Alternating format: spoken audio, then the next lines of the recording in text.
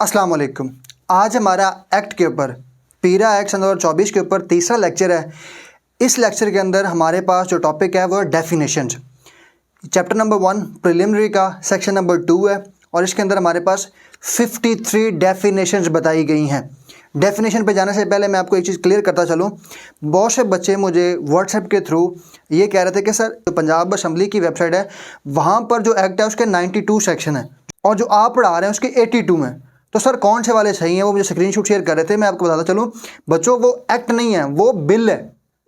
Bill क्या होता है? जब भी पंजाब असम्बली के अंदर कोई एक्ट लाया जाता है ना, जो एक्ट मंजूर करवाने के लिए, तो उसके लिए पहले एक ड्राफ्ट बनाया जाता है, एक बिल बनाया जाता है, जिसे कहते हैं प्रपोजल बनाया जाता है। हाँ भाई ये चीज़ हम करवाने जा रहे हैं, इसके अंदर ये चीज़ें लिखी, उसको कहते हैं बिल। जो फर्स्ट टाइम प्रपोज किया जाता है, जो फर्स्ट टाइम दिया जाता है असम्बली के अंदर डिस्कशन के लिए।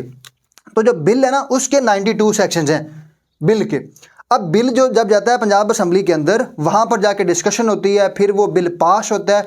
बिल पास होने के बाद गवर्नर के पास जाता है, गवर्नर साइन करता है, गवर्नर उसको साइन करता है, उस गवर्नर की मंजूरी आती है उस बिल के ऊपर। एंड देन हमारे पास वो बिल क्या होता है, जब वो दोबारा गज़ट के अंदर नोटिफिकेशन के थ्रू पब्लिश कर दिया जाता है तो वो एक्ट बन जाता है। तो हमारे पास ये फ़र्क होता है बेसिकली बिल और एक्ट में। जो एक्ट है उसके 82 सेक्शन है और हमने क्या करना है, हमने पूरा एक्ट करना है, बिल नहीं करना। तो इसके अंदर सेक्शन ज़्यादा थे, मतलब ऐसी भी चीज़ें बिल के अंदर होती हैं जो काबिल कबूल नहीं होती, जो कल को सोसाइटी के लिए सही नहीं होती, या जिनको कहते हैं कि मतलब ये चीज़ें करने की जरूरत नहीं होती। बिल के अंदर कुछ ऐसी चीज़ें, मतलब जब जो लोग बिल ड्राफ्ट कर रहे होते हैं उनको लगता है कि हाँ भाई ये चीज़ें ज़रूरी हैं, ये भी होनी चाहिए एक्ट में, लेकिन जब वो डिस्कशन पे के तौर पर जाती हैं, जब वो असम्बली में जाती हैं, वहाँ पर लगता है कि यार ये चीज़ें नहीं सही, इनको कम कर दो। तो बिल के अंदर ज़्यादा सेक्शन थे, इनको कम करके 82 सेक्शन रह गए थे। बाकी जो अब हमारे पास सेक्शन हैं वो 82 हैं। तो आई थिंक आपको आइडिया हो गया होगा कि बिल और एक्ट में फ़र्क क्या होता है। अब हम आते हैं हमारे मेन टॉपिक पे और वो है जी डेफिनेशंस का सेक्शन। सेक्शन 2 के अंदर हमारे पास एक है डेफिनेशन और डेफिनेशंस के अंदर हमारे पास 2 सब सेक्शन है। एक के अंदर हमारे पास टोटल कितनी 53 डेफिनेशंस हैं। 53 डेफिनेशन हैं। सब सेक्शन 1 एक ये है और दूसरा जो हमारे पास है वो भी एक छोटी सी एक लाइन के अंदर ही हमारे पास सब सेक्शन है। एक के अंदर 53 डेफिनेशन आएंगी और इसके अंदर हमारे पास एक ही पॉइंट आएगा हमारे पास।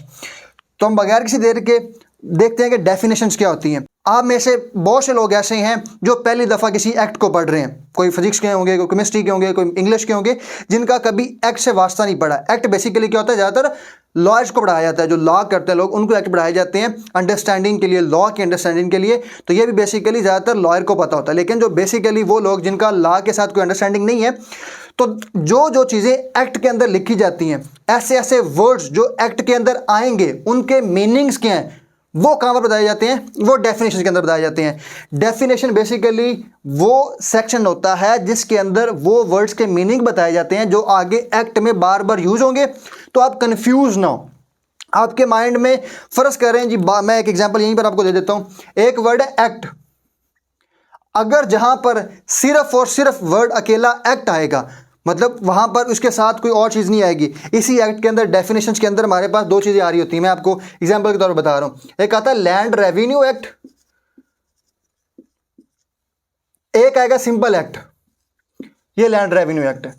अब जब देखें ये स्पेशल एक्ट के साथ साथ एक वर्ड आ गया लैंड रेवेन्यू, इसका तो मतलब क्लियर हो गया ना कि ये जो एक्ट है ये लैंड रेवेन्यू एक्ट की बात कर रहे हैं हम। लेकिन जहां पर सिंगल एक्ट आएगा, जहां पर और कोई साथ वर्ड नहीं भी आएगा, तो उससे मुराद क्या होगा? उससे मुराद होगा हमारे पास पीरा एक्ट सन 2024। तो मतलब आपको पता चल गया, जब जब अकेला वर्ड एक्ट आएगा तो उसका मतलब होगा जी पीरा एक्ट सन 2024 होगा। तो ऐसे वर्ड्स जो एक्ट में बार बार आने हैं उनके मीनिंग समझाए गए हैं। तो एमसीक्यूज में पेपर के अंदर भी आपसे पूछा जाता है कि इसका मतलब क्या है। फर्ज करें हेयरिंग ऑफिसर आ जाता है, हेयरिंग ऑफिसर का मतलब क्या है। तो अब हम चलते हैं जी 53 डेफिनेशन सारी की सारी देखते हैं। वो डेफिनेशन ज़्यादातर आपको पढ़ के बताने वाली हैं, समझाने वाली हैं, तो उन पे यहाँ पर खड़े होना ज़रूरी नहीं है क्योंकि वो 53 डेफिनेशन हैं। तो उनके लिए मुझे लैपटॉप ओपन करके सामने रखना होगा ताकि मैं आपको वहाँ से बता सकूँ उनके मीनिंग्स क्या हैं। आप लोगों के लिए एक अनाउंसमेंट ये है, क्योंकि आपको पता है 28 फरवरी से पहले पीरा डिपार्टमेंट वालों ने अपना टेस्ट कंडक्ट करने के लिए एक नोटिफिकेशन जारी कर दी है, जो कि फेसबुक पेज पर आपने देखा होगा और उसके ऊपर मैंने वीडियो भी बनाई है। तो आपको पता है कि इन्हीं 7-8 दिनों के अंदर पूरा एक्ट करना और बाकी जो हमारे पास CRPC है उसके बाद हमारे पास कॉन्स्टिट्यूशन है और पंजाब और बाकी जितने भी नोट्स हैं, मतलब जितने अभी सिलेबस है उनको कवर करना पॉसिबल नहीं है, आपको भी पता है, लेकिन मैं फिर भी कोशिश करूँगा जितना हो सके उतना करने का। दिन में अगर हमें 3 लेक्चर भी बनाने पड़े तो हम बनाएंगे।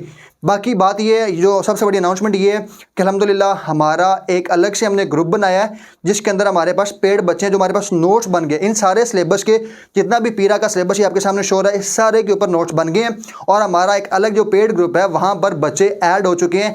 कम से कम वहाँ पर 100 से ज़्यादा बच्चे हैं जिन्होंने हमारे नोट्स बाय किए हैं, क्योंकि उनको पता है कि ये सारा सिलेबस, इतना सिलेबस 8-10 दिन के अंदर फ्री ऑफ कॉस्ट होने वाला नहीं है, तो उन्होंने वो बाय किए नोट्स और वो वहाँ पर अपनी तैयारी कर रहे हैं। ये जो पीरा एक्ट का पूरा MCQs बेस्ड जो है, जो आपका एक्ट है, वो हमने वहाँ पर उनको प्रोवाइड कर दिया है।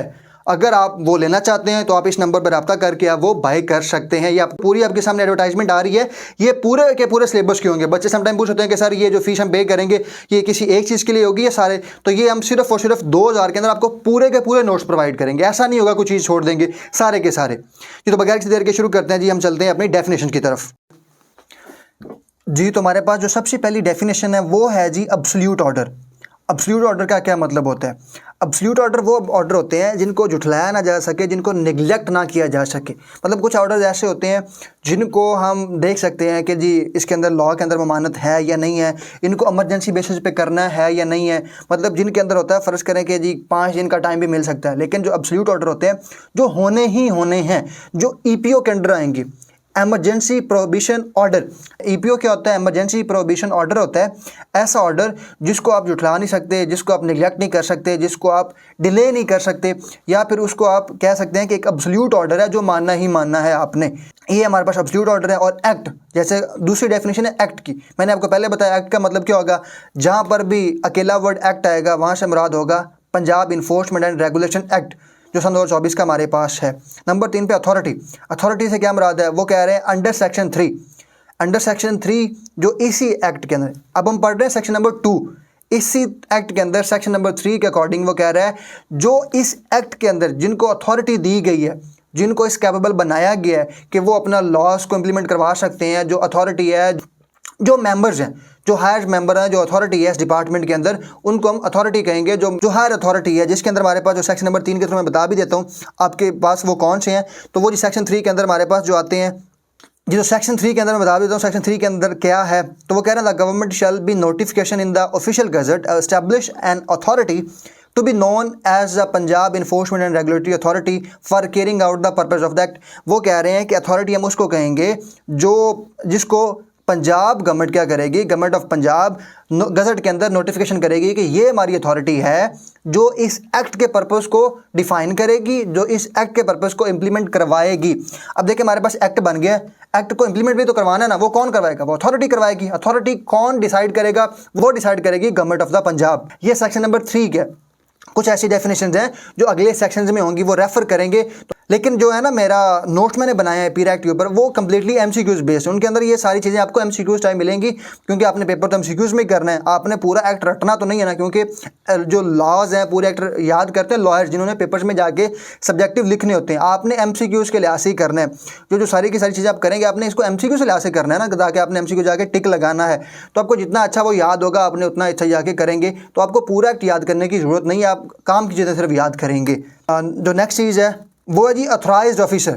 अथोराइज्ड ऑफिसर क्या होता है? वो कह रहे हैं कि वो ऑफिसर अथोराइज्ड ऑफिसर होगा जो अंडर सेक्शन 10 के होगा। ऐसे ऑफिसर को हम अथोराइज्ड ऑफिसर कहेंगे जो अंडर सेक्शन 10 के था, जिसको पावर्स दी जाएगी।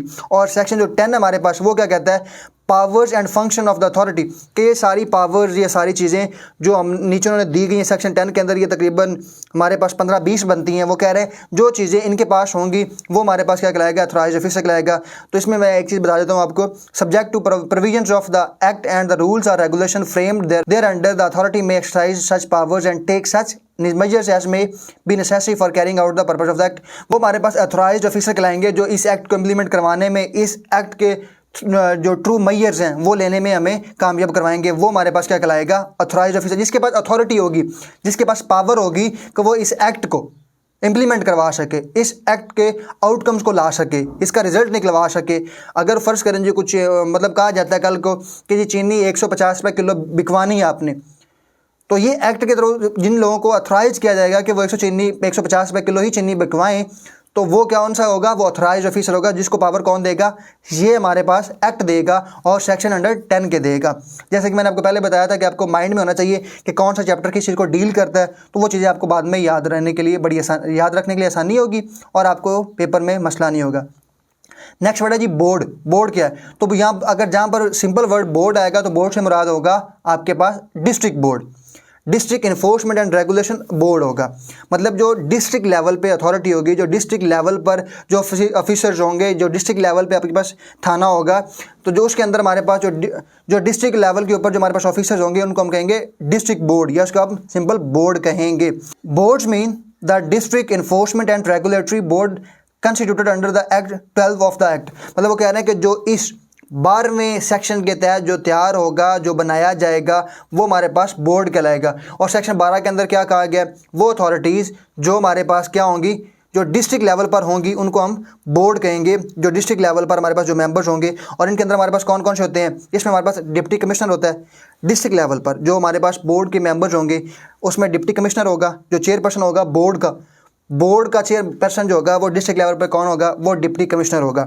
नंबर 2 पर डिस्ट्रिक्ट पुलिस ऑफिसर होगा, district heads of the department of scheduled laws होगा, डिस्ट्रिक्ट पब्लिक प्रोसिक्यूटर होगा, डिस्ट्रिक्ट अटर्नी होगा, एडिशनल डिप्टी कमिश्नर होगा, and any other expert cooperate for public और प्राइवेट सेक्टर। वो कह रहे हैं कि इसके अलावा भी कोई हो सकता है जो पब्लिक या फिर प्राइवेट सेक्टर से जो इतना माहिर हो जिसको लिया जा सके इस डिस्ट्रिक्ट बोर्ड के अंदर।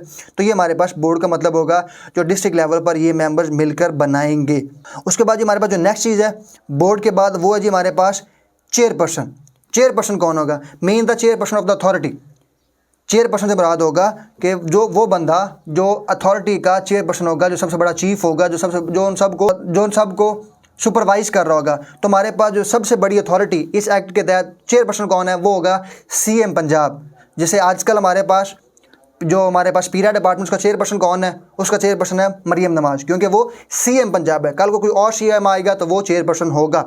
और उसके बाद डिस्ट्रिक्ट लेवल पे चेयरपर्सन कौन है, तो वो मैंने आपको अभी बताया है, वो आप मुझे कमेंट बताइएगा कि वो चेयरपर्सन कौन है, और वो है जी डिप्टी कमिश्नर। जैसे कि मैंने आपको अभी बताया था कि डिप्टी कमिश्नर जो होगा वो डिस्ट्रिक्ट लेवल पर जो बोर्ड बनेगा उसका चेयरपर्सन होगा। नेक्स्ट चीज़ है कोड। कोड से क्या मुराद है, means the code of criminal procedure. तो जो यहाँ से हमारे पास जो कोड से मुराद है जी सीआरपीसी। 1898 को हम कोड कहते हैं। जहाँ पर वर्ड कोड आएगा वहाँ पर आपके माइंड में आना चाहिए सीआरपीसी 1898। अब देखिए हमारे पास दो चीज़ें हैं, एक हमारे पास है Pakistan penal code PPC 1860। PPC के अंदर क्या चीज़ें लिखी गई हैं, अगर कोई बंदा जुर्म करता है तो वो जुर्म क्या है, उसको मतलब कौन कौन से जुर्म है, अगर कोई बंदा कोई ऐसा एक्ट करे कि वो जुर्म है या नहीं है। फ़र्ज़ करें जी झूठ बोलना, क्या जुर्म है या नहीं, झूठ बोलना जुर्म नहीं है, ये एक मॉरल के ख़िलाफ़ है, इसे एक सोसाइटी के अंदर गलत समझा जाता है, लेकिन ये जुर्म नहीं है। जुर्म क्या है, अगर आप किसी राह चलते बंदे को आप उसको पकड़ के थप्पड़ लगा दें तो ये आपने अपना और उसका दोनों का जो है राइट टू लिव वो मजरू की है, आपने एक जुर्म कर दिया है। अगर आप अकेले खड़े होकर ख़ुद को जितने बड़ी थप्पड़ मारते रहें तो ये जुर्म नहीं है। ये क्या है, ये एक मतलब गलत समझा जाएगा, लेकिन ये जुर्म नहीं है। तो जुर्म वो होता है जो आपके अपने साथ या फिर आप सोसाइटी के ख़िलाफ़ कोई ऐसा काम करते हैं जो लॉ के अंदर प्रोहिबिटेड हो, वो हमारे पास क्या कहलाता है, वो ऑफेंस कहलाता है, वो जुर्म कहलाता है। तो एक ऐसा काम है जो मॉरली तौर पे गलत है, एक ऐसा काम है जो कानून के लिहाज से गलत है। तो जो काम मॉरल के अखलाक के ख़िलाफ़ है उसकी सज़ा नहीं होती, उसका गुनाह सवाब का कॉन्सेप्ट होता है। और जो काम ऐसा है जिसके ख़िलाफ़ सज़ा मिलती है वो गुनाह सवाब के लिहाज से भी उसको मिलेगा, और उसके अलावा उसके ऊपर कानूनी तौर पर कार्रवाई भी होगी। जैसे फ़र्ज़ करें किसी के साथ मारपीट करना गलत है तो उसके ऊपर आपको सज़ा भी मिलेगी, और आप वो काम भी गलत है अगर आप हक पर नहीं हैं तो वो चीज़ें जो हमारे पास पहले डिफ़ाइन होगी पीपीसी के अंदर कि हाँ भी ये जुर्म है, ये जुर्म नहीं है। अब वो जो जुर्म हो गए हैं, जो जुर्म हो गया, किसी बंदे ने जुर्म किया है तो उसको सज़ा किस सेक्शन के तहत मिलेगी, उसकी सज़ा की उस जुर्म की सज़ा कितनी होगी, उसको कितने दिन जेल में रखा जाएगा, अगला जुर्म करने के बाद अगला जो सारा प्रोसीजर होगा उसको सज़ा दिलवाने का वो कौन डील करता है, वो कहता है सीआरपीसी। तो वो कौन से वाला है? तो यहाँ से मुराद कोर्ट से मुराद CRPC होगा जिसके अंदर सज़ा दिलवाई जाएगी। तो कोर्ट से मुराद होगा आपका कोड ऑफ क्रिमिनल प्रोसीजर 1898।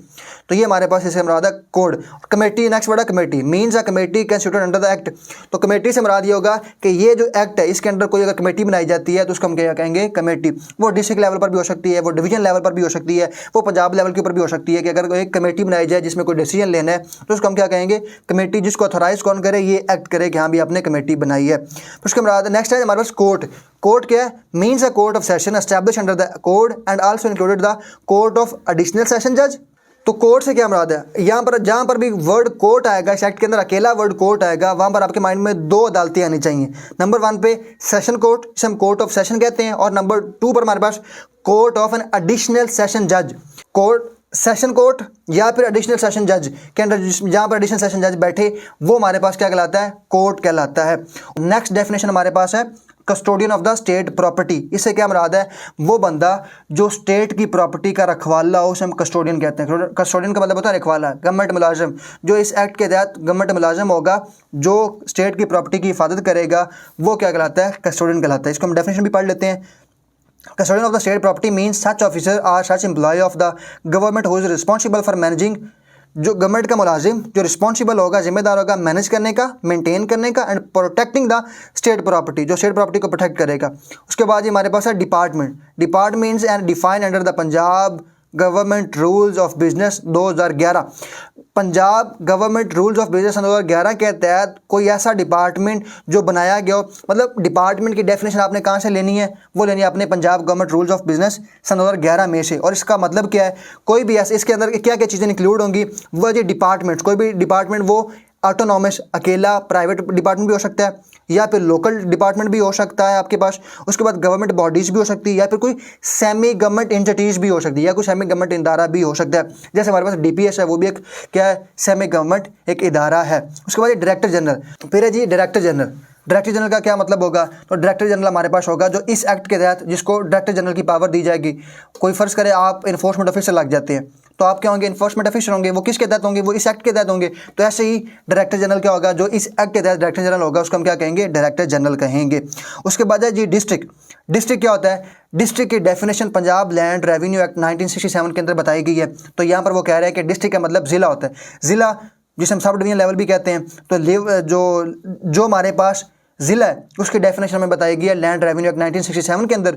तो ये वही डेफिनेशन वो कह रहे हैं कि जो ज़िले के अंदर जो वहाँ पर बताई गई वो यही है। और हमें पता है कि डिस्ट्रिक्ट क्या होता है? वो एक ज़िला होता है जो हमारे पास तहसील से ऊपर होता है और डिवीजन से नीचे होता है, जिसे हम सब डिवीजन लेवल भी कहते हैं।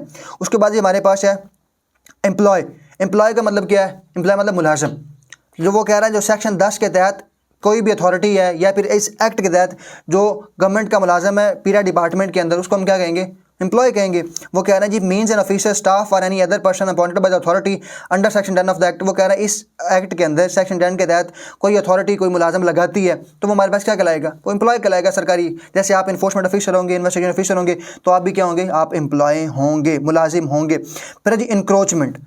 इंक्रोचमेंट क्या होती है? इंक्रोचमेंट कहते हैं अगर आप सरकारी प्रॉपर्टी के ऊपर, सरकारी जगह के ऊपर अगर आप कब्ज़ा कर लेते हैं या फिर आपकी मुद्दत ख़त्म होगी, आपने कोई सरकार से कोई चीज़ ली हुई है लीज पर, ठेके पर ली हुई है, लाइसेंस आपको दिया गया लेकिन आपका लाइसेंस ख़त्म हो जाता है। लाइसेंस ख़त्म होने के बाद भी आप उस स्टेट प्रॉपर्टी को यूज़ कर रहे हैं तो वो क्या है? आपने इंक्रोचमेंट की हुई है, आपने कब्ज़ा किया हुआ है। या फिर जैसे आजकल एंटी इंक्रोचमेंट्स हो रही हैं कि लोगों ने अपनी दुकानों के शेड आगे बढ़ाए होते हैं, लोगों ने सरकारी जगह पे घर बनाए होते हैं, तो वो क्या किया? उन्होंने इंक्रोचमेंट की हुई, उन्होंने सरकारी जगह को कब्जा किया हुआ है। या फिर सरकारी जगह के ऊपर आपने अपनी कोई मूवेबल या इमूवेबल प्रॉपर्टी खड़ी कर दी हो। फ़र्ज़ करें मैं आपको एक चीज़ बताता हूँ, आज से पहले काफ़ी अर्सा पहले तक जो इरिगेशन डिपार्टमेंट था ना, महकमा नहार, उसके अंदर ये रूल्स था कि अगर आपने नहर के ऊपर चलना है ना तो आपने उनसे परमिट लेना है। MPMNAs, जब मैं इरिगेशन डिपार्टमेंट से हूँ तो वहाँ पर जनाब हमारे परमिट, हमारे जो सीनियर्स बताते हैं कि हमने खुद MPMNAs को परमिट जारी किए हुए हैं नहर के ऊपर चलने के, नहर के ऊपर अपना तांगा लेके जाने के। वो तांगे वाले होते तो उनको परमिट जारी होते थे कि महीने का 15 दिन का कि आप इतने दिन तक गुजर सकते हैं और उसकी वो फीस होती थी प्रॉपर। पैदल अभी भी जो हमारे पास नहर का एक्ट है ना, कनाल का एक्ट है, उसके अंदर ये लिखा हुआ है अगर आप पैदल भी चल रहे हैं किसी कनाल के ऊपर तो वो अगर आपको अथॉरिटी रोकती है, अगर आप फिर भी गुजरते हैं तो आप क्या कर रहे हैं, आप ऑफेंस कर रहे हैं। अगर आपने वहाँ नहर से कोई रास्ता बना लिया है तो वो भी क्या ऑफेंस है। तो ऐसे ही हमारे पास इंक्रोचमेंट क्या है, अगर कोई बंदा, अगर किसी को मना किया गया है या फिर लॉ के अंदर है कि वहाँ पर आप जाके अपनी कोई चीज़ नहीं खड़ी कर सकते, तो अगर आप जाके नहर के ऊपर या पुल के ऊपर कोई चीज़ खड़ी कर देते हैं तो वो भी क्या होगी, इंक्रोचमेंट होगी। आपने सरकारी जगह के ऊपर अपनी मूवेबल या फिर इमूवेबल या कोई अपना घर बना लिया तो वो क्या होगा, आपका इंक्रोचमेंट होगी, कब्जा होगा। अब इसके अंदर और भी चीज़ें हैं जी, वो कह रहे हैं कि एंड इंक्लूड्स, इसके अंदर इंक्लूड क्या होगी, इसके अंदर परमानेंट या फिर temporary structure raised thereon movable object intruded thereupon. उसके बाद ये इन्फोर्समेंट का क्या मतलब होगा, includes all acts or process as may be required for compelling compliance with the provisions of the act and scheduled laws. वो कह रहे हैं इन्फोर्समेंट क्या होती है, जो इस लॉज के अंदर जो लॉज बनाए, जो इस एक्ट के अंदर जो भी लॉज बनाए जाएंगे, जो अपने इन्फोर्समेंट करवाने होंगे, जो अपने पब्लिकली करवाने होंगे, जो अपने लोगों को उसमें इंप्लीमेंट करवाना होगा, वो हमारे पास क्या कहलाएगा, वो इन्फोर्समेंट कहलाएगा। फिर जी इन्फोर्समेंट कॉस्ट, देखिए जी इन्फोर्समेंट कॉस्ट कौन, मतलब जो आपने कुछ काम किया, कोई भी आपने चीज़ इंक्रोचमेंट की, जैसे गवर्नमेंट की जगह पर किसी ने आपने उसको एंटी इंक्रोचमेंट के जरिए उसको छुड़वाया, जहरी सी बात है वहाँ पर बलडोज़र गया है, वहाँ पर ट्रैक्टर गया है, वहाँ पर कोई और चीज़ गई है, खर्चा तो आया है ना, तो वो खर्चा गवर्नमेंट ने तो पे करना है ना। ऐसा तो नहीं है ना कि गवर्नमेंट पे नहीं करेगी। फ़र्ज़ करें जी कल को जाके पीरा डिपार्टमेंट एंटी इंक्रोचमेंट करवाता है तो पीरा के डिपार्टमेंट के पास तो नहीं है ना, ट्रैक्टर्स नहीं है, वो किसी से लेगा ना, तो उससे क्या करेगा, उसको पे करेगा। तो जितना भी खर्चा आएगा एंटी इंक्रोचमेंट में तो वो क्या कहलाता है, कॉस्ट कहलाएगा। हमारे पास भी लॉज आपने इंप्लीमेंट करवाना है, उसके ऊपर जो कॉस्ट आ रही होगी, या फिर अगर कोई इंक्रोचमेंट हुई है उसको आपने तुड़वाना है तो वो भी क्या होगी, कॉस्ट आएगी। कोई भी सरकारी काम है पीरा एक्ट के अंदर, अगर आपने कोई लॉज बन के उसको इंप्लीमेंट करवानी है, फ़र्ज़ करें कल को कह दिया जाता है कि आप गांव में जाके अनाउंसमेंट कराएं, शहरों में अनाउंसमेंट करवाएं, ज़ाहिर सी बात है वहाँ पे पेट्रोल लग रहा होगा, वहाँ पर आपने बैनर्स लगा रहे होंगे, तो कोई भी लॉ को इंप्लीमेंट करवाने के लिए या फिर कोई चीज़ पहले बनाई गई उसको तोड़वाने के लिए भी तो ज़ाहिर सी बात है कॉस्ट आ रही होती है। तो वो क्या होती है, इन्फोर्समेंट कॉस्ट होती है, जो आप कोई भी सरकारी काम को, सरकारी लॉज को इंप्लीमेंट करवाने के लिए कर रहे होते हैं, उसको हम क्या कहते हैं, इन्फोर्समेंट कॉस्ट कहते हैं। फिर है जी इन्फोर्समेंट ऑफिसर, वो कह रहे हैं कि इन्फोर्समेंट ऑफिसर कौन होगा, तो इन्फोर्समेंट ऑफिसर वो होगा जो इस एक्ट के अंदर जिसको इन्फोर्समेंट ऑफिसर की अथॉरिटी दी जाएगी। वो कह रहे हैं जी एक्ट के अंदर, इस एक्ट के अंदर जिसको इन्फोर्समेंट ऑफिसर की अथॉरिटी दी जाएगी वो क्या कहलाएगा, इन्फोर्समेंट ऑफिसर कहलाएगा। उसके बाद जी हमारे पास है next enforcement station. Enforcement station क्या कहलाते हैं, जो सब डिवीजन लेवल पर जो हमारे पास थाने बनेंगे, जो प्लेसेस बनेगी, जहाँ पर हमारे पास क्या कहलाएगा, जहाँ पर गवर्नमेंट का एक प्रॉपर्टी खड़ी होगी, जहाँ पर हम ऑफिसर्स लोग बैठेंगे, जो हमारे पास आ रहे हैं इन्फोर्समेंट ऑफिसर, उसके अलावा इन्वेस्टिगेशन ऑफिसर्स या फिर जितने भी इसके ऊपर की अथॉरिटीज़ हैं, जो जहाँ पर मतलब जो थाना है ना, यहाँ से हमारा जो इन्फोर्समेंट का थाना है, जैसे पुलिस का थाना होता है वैसे इन्फोर्समेंट स्टेशन बनेंगे। वहाँ पर जाकर जो भी सरकारी ऑफिसर्स हैं बैठेंगे, अपने डे टू डे अफेयर्स सर अंजाम देंगे, तो वो हमारे पास क्या कहलाएगा, इन्फोर्समेंट स्टेशन होगा। और इन्फोर्समेंट स्टेशन कहाँ पर होगा, सब डिविजनल लेवल पर, आपने इसको याद रखना है। वो स्टेशन जो सब डिवीजनल लेवल पर होगा, तहसील में होगा, ज़िले में होगा, उसको आप इन्फोर्समेंट स्टेशन कहेंगे। ऊपर वाले को नहीं कहेंगे, डिवीजन लेवल पर या पंजाब लेवल पर उसको नहीं कहेंगे, जो सब डिविजनल लेवल पर होगा उसको आप कहेंगे। उसके बाद हमारे पास है ईपीओ। ईपीओ क्या है, मैंने आपको पहले बताया था, emergency provision order issue under this act. इस एक्ट के अंदर रहते हुए अगर कोई अथॉरिटी ईपीओ जारी करती है, इमरजेंसी ऑर्डर जारी करती है, उसको हम क्या कहेंगे, ईपीओ कहेंगे, इमरजेंसी प्रोविजन ऑर्डर कहेंगे। किसी काम को करने के लिए, किसी काम को रोकने के लिए, तो वो हमारे पास क्या होगा, ईपीओ होगा। उसके बाद जी फंड है। फ़र्ज़ करें जी कल को जुर्माने भी तो करें ना पीरा डिपार्टमेंट, कल को जो जुर्माने करना, जो लोगों को जुर्माने होंगे, तो वो जुर्माने कहाँ पर जाएंगे, वो एक अकाउंट में जाएंगे ना, एक फ़ंड होगा, तो वो एक पूरा अकाउंट बनेगा, पीरा के फंड्स होंगे, या पीरा को कहाँ से पैसे आने हैं गाड़ियों में तेल डलवाने के लिए सारा, तो पीरा फंड भी बनेगा। उसके बाद उसको कहते हैं पीरा फंड, जिसे हम पीरा फंड भी कहेंगे। और वो पीरा फंड कैसे बनेगा, वो इस एक्ट के थ्रू बनेगा। इस एक्ट के अंदर नीचे जाके अगले सेक्शन में बताया गया है कि फ़ंड क्या होता है। उसके बाद है जी गवर्नमेंट। तो यहाँ पर गवर्नमेंट से, जहाँ पर इस एक्ट के अंदर गवर्नमेंट का वर्ड आएगा तो वहाँ पर पाकिस्तान गवर्नमेंट नहीं आएगा, वहाँ पर मतलब होगा गवर्नमेंट ऑफ द पंजाब, क्योंकि ये पंजाब का एक्ट है। तो यहाँ पर गवर्नमेंट से मुराद पाकिस्तान गवर्नमेंट नहीं, यहाँ से मुराद होगा गवर्नमेंट ऑफ द पंजाब। और वहाँ पर अगर चेयरपर्सन का नाम आ जाता है वो मतलब होगा हमारे पास सीएम पंजाब, जैसे कि आजकल मरीम नवाज है।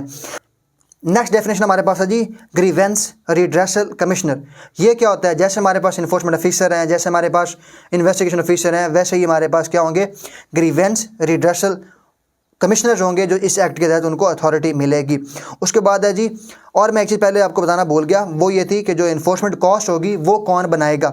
इन्फोर्समेंट कॉस्ट जो होगी उसकी तयन कौन करेगा, वो कौन ऐसा ऑफिसर है जो कैपेबल है जो इन्फोर्समेंट कॉस्ट को बताने का, तो वो हमारे पास होगा हेयरिंग ऑफिसर।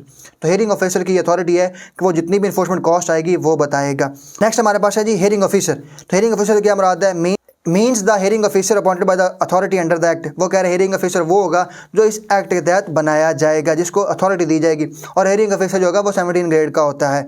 उसके बाद ही इलीगल ऑक्यूपायर। इलीगल ऑक्यूपायर का मतलब क्या है कि वो बंदा जो सरकारी प्रॉपर्टी को इसके ऊपर इंक्रोचमेंट करता है, उसके ऊपर उसने अपनी मूवेबल या इमूवेबल प्रॉपर्टी खड़ी कर दी। मूवेबल क्या होती है, हलने चलने वाली, मूव वाली, मोटरसाइकिल, कार, तांगा। इमूवेबल मतलब घर, अपना घर बना लिया, तो वो सारा क्या होता है हमारे पास इमूवेबल प्रॉपर्टी होती है। तो इलीगल ऑक्यूपायर वो होता है जो स्टेट प्रॉपर्टी के ऊपर कोई चीज़ अपनी खड़ी कर दे, या फिर उसका लाइसेंस ख़त्म हो गया है तो उसके बाद भी उसने, फ़र्ज़ करें जी गवर्नमेंट ने एक चीज़ पार्क या एक बाग किसी को ठेके पे दिया हुआ 6 महीने के लिए, उसका लाइसेंस ख़त्म हो गया है तो उसके पास अभी भी वो उसको चला रहा है, तो वो क्या है, इलीगल ऑक्यूपायर। उसने स्टेट की प्रॉपर्टी को इलीगली ऑक्यूपाइड किया हुआ है क्योंकि उसका टाइम ख़त्म हो गया है।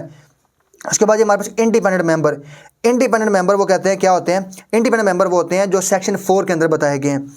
इंडिपेंडेंट मेंबर क्या है, जो सेक्शन 4 के अंदर बताए गए हैं वो हमारे पास क्या कहलाते हैं, इंडिपेंडेंट। जो कि clause 1 of the sub section 1 of section 4, section 4 के अंदर बताए गए हैं वो हमारे पास क्या है, सारे के सारे वो है जी इंडिपेंडेंट मेंबर। इंडिपेंडेंट मेंबर से मुराद वो मेंबर्स हैं जो सेक्शन 4 के अंदर बताए गए हैं, तो वो आपने देख लेने हैं।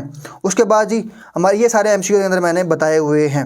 उसके बाद ये जी हमारे पास पहली 26 होगी हैं डेफिनेशन, क्योंकि टोटल हमारे पास 53 हैं, तो ये पहली 26 होगी हैं। यहाँ पर मैं इसको वाइंड अप करता हूँ, नेक्स्ट लेक्चर हम यहीं से आगे शुरू करेंगे ताकि हमारी वीडियो ज़्यादा लंबी ना हो पाए।